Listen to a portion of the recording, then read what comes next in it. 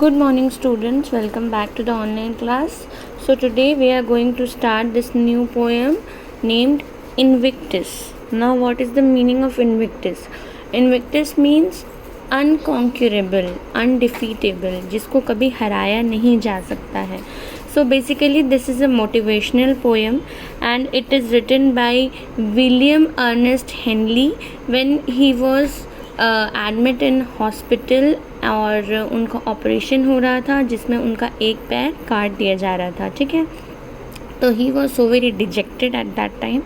वो बहुत ही low feel कर रहे थे क्योंकि किसी के साथ भी ऐसा होगा तो ऑब्वियस सी बात है कि वो लो फील करेगा. So for his motivation and for the motivation of everybody who is going to read this poem, उन्होंने ये पोएम लिखी. तो आप कभी भी लाइफ में लो फील करो, if you will read this poem you will feel motivated. ठीक है, so let's get started. Now we will discuss the poem line by line.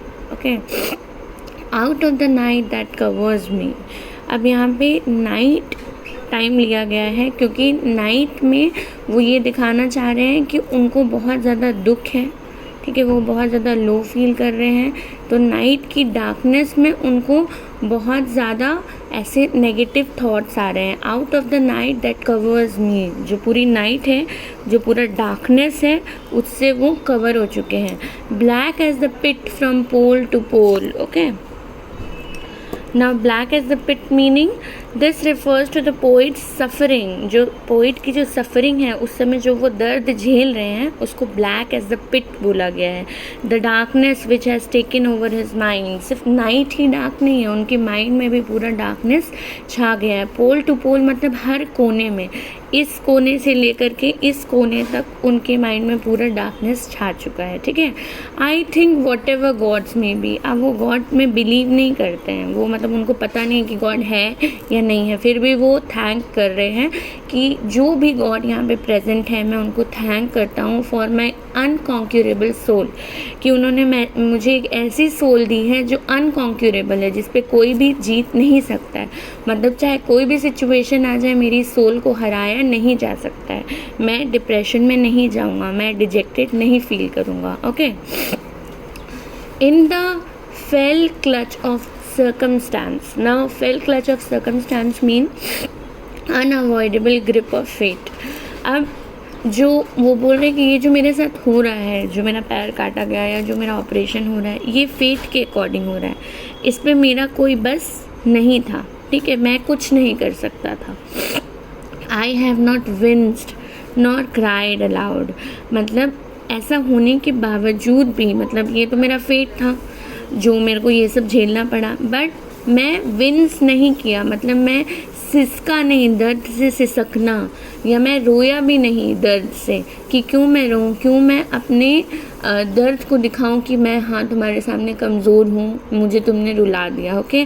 Under the bludgeonings of my head is bloody of chance. My head is bloody but unbowed. Okay. Now what is the meaning of bludgeonings? Cruel blows. मतलब ये जो cruel, जो harsh हवा चल रही है ना chance की, मतलब जो ये सिचुएशन है जो अपनी क्रूअल ब्लोज दिखा रहा है मेरे को.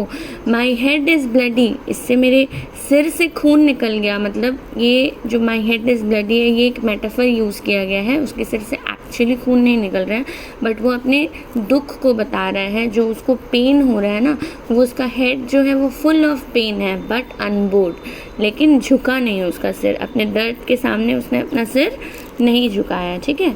Beyond this place of wrath and tears. Now the place of wrath and tears means the life on earth which is filled with anger and tears. अब आज के टाइम पे देखा जाए तो जो अर्थ में जो लाइफ है, जिन लोगों के साथ हम लोग रहते हैं, वो full of anger and tears है. जिसको देखो वही दुखी है, जिसको देखो वही गुस्से में है. ठीक है.